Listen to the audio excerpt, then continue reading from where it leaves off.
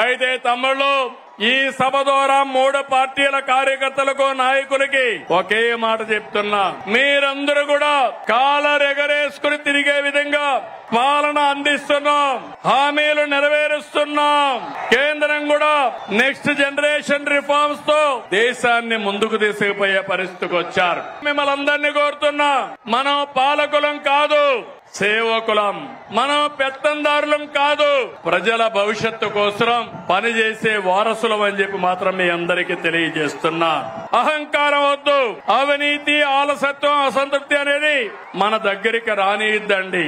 ఏ పొరపాటు చేయొద్దు. అదే సమయంలో 3వ పార్టీ నాయకులను కోరుతున్నాను, ఎమ్మెల్యేలు కోరుతున్నాను, పార్టీల జెండాలు మోసి మనల్ని గెలిపించిన కార్యకర్తలకి న్యాయం చేసే బాధ్యత పైనుండే నాయకుల పైన ఉంది.